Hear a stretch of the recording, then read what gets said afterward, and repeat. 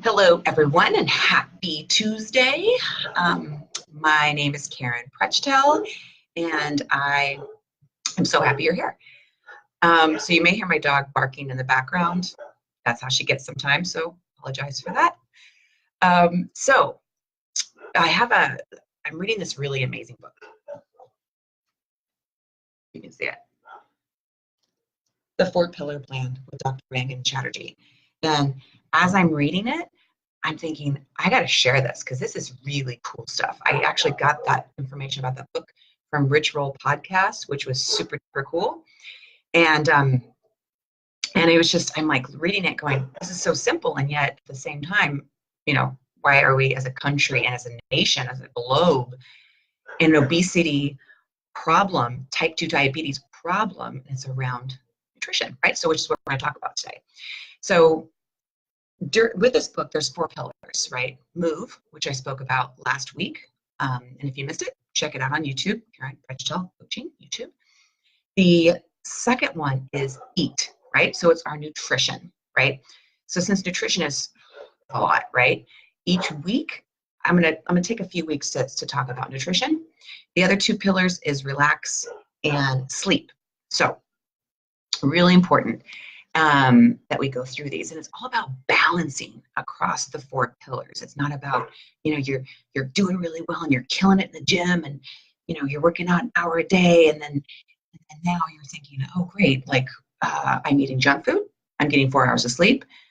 That's not balance, right? So let's stick on the topics for today, which is nutrition. So all of them work together, right?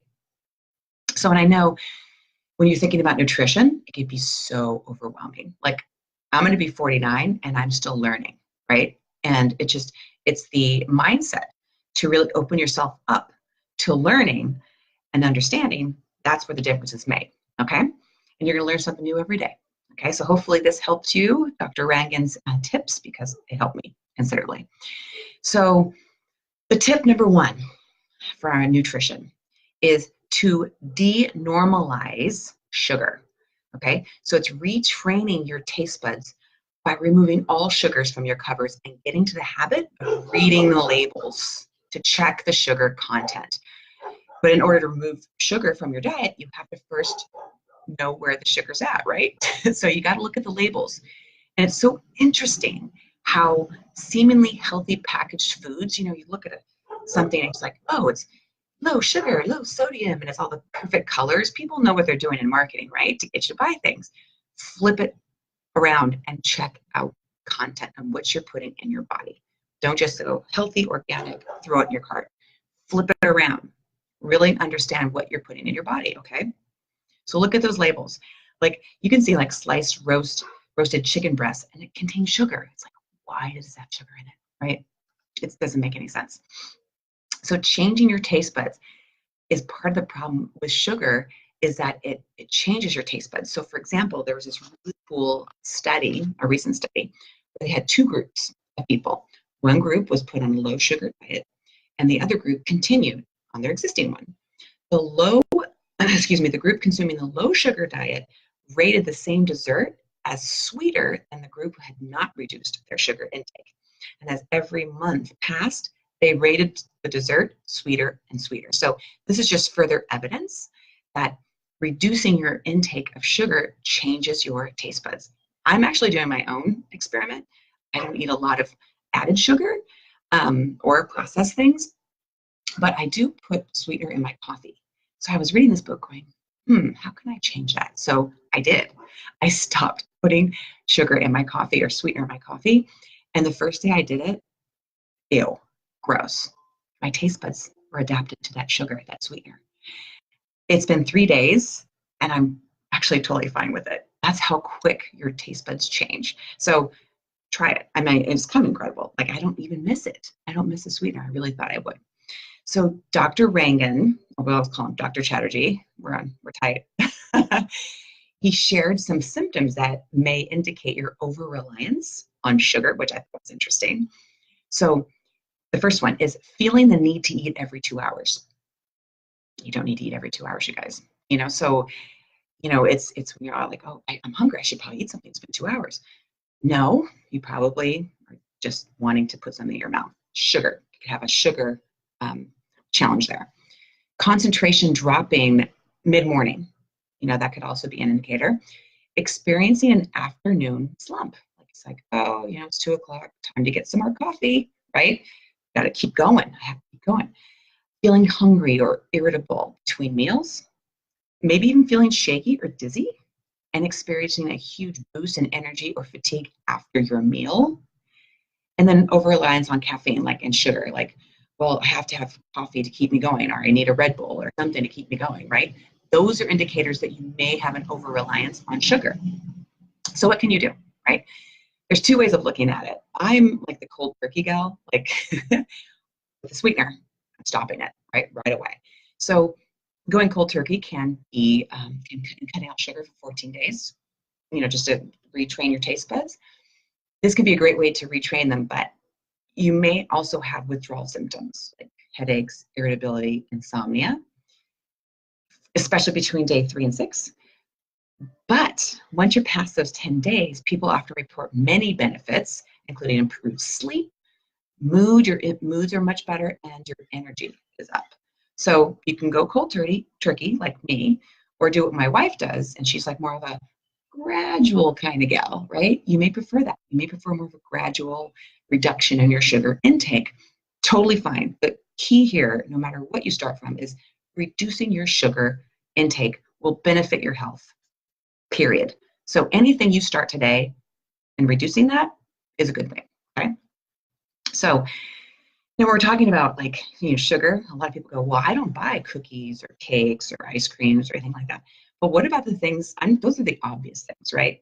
So you have to really start reading the ingredients on the list. Sugar is really lurking, hidden in those ingredients when you least expect it. So it's disguised by, glucose, dextrose, glucose syrup, cane sugar, glucose, fructose syrup. See, even if you can't say it, that's not a good thing. Molasses, canned juice, or rice syrup. These are all sugars, and they're in what we're eating. Look, after I'm done today, go to your cupboard if you're home, or later on, and look at some of your ingredients on the back, and you'll be very surprised, okay? So work on purging your house of all sugars, both hidden and the obvious. And we all crave sugar. It's going to happen, right? And especially, when do we crave it the most? When we're stressed out, hard day at work, maybe we had a fight with our significant other, whatever it is, you don't turn and go, where's that apple? Right? No, you turn for sugar, things that are going to make you feel good in that moment, right?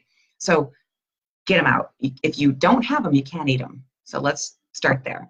So how can you increase your chances of success? Well, our tips from Dr. Chatterjee, which is amazing, is it's all about planning, right? So keep healthy snacks readily available in areas that you're at the most. For example, where are you at the most? A lot of the time, your car. Keep something in your car. Nuts, seeds, any type of vegetables, whatever you got, right? Not probably not in the car with vegetables, but things, you know what I'm saying. At home, just at work, have things in your drawers or some around you that you can grab that are going to take away those cravings, sugar cravings. Remove artificial sweeteners. So you need to retrain your taste buds, and artificial sweeteners, which this is something I've learned, will sabotage that process by maintaining your damaged sense of what sweetness really is. So get them out. And include protein in every meal. Meat, fish, eggs, nuts, or seeds.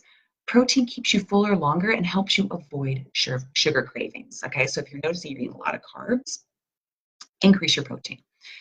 So that's all good and fine, Karen, but what happens? I have a sugar craving. It's happening. It's happening. Well, again, Dr. Chatterjee has some good ones. Drink 2 glasses of water. So, and some people even find drinking sparkling water very helpful in this process when you're craving sugar. When you're craving sugar, you can also be just dehydrated. That's why drinking water is so important throughout the day. Okay, so drink 2 large glasses of water when you have the craving. Do some deep breathing. Dr. Chatterjee recommended the 3-4-5. So you breathe in for 3 seconds, you hold it for 4, and you exhale 5. And do that several cycles, and you may notice that craving goes away. Another thing is distract yourself with something complex, a complex task that focuses your attention elsewhere. I know this. Sometimes when you think you have a craving, it's you're bored. It's because you're bored. Find something to do that takes your attention away from sugar, right? And again, have a piece of fruit, keep it close by, and eat a handful of nuts. So those are some things to do. Drink your water, do some deep breathing, distract yourself with something complex, have a piece of fruit, or have a handful of nuts to get you over it. Okay? So let's say hi, Judy, Andrea, Dylan, Susan, Sherry. Who else do we have? Jessica, Russ, Trina, what's up? Okay, so thanks for joining me, you guys. If you're watching this on the replay, please type in replay, but take one thing away from this. What's the one thing you're gonna do to take sugar out? Because you know what? And what Dr. Chatterjee also said is this is important too. When you're eating a lot of sugar, these symptoms, type 2 diabetes, don't show up right away. It can take years. It's not like having a chest cold. You have it and you take care of it and it's on. What you're doing, what you're putting into your mouth, and what you're choosing to do every single day, you may not feel it right away. It could take time. So think differently starting today about sugar and what you're going to do going forward. Okay? It's a process, it's a journey. Be patient with yourself. You'll get it, you'll do it. All right? Thank you so much for joining me. Sorry about Lola. She's getting a little sad because she's in there and I'm out here. So have a great rest of your day.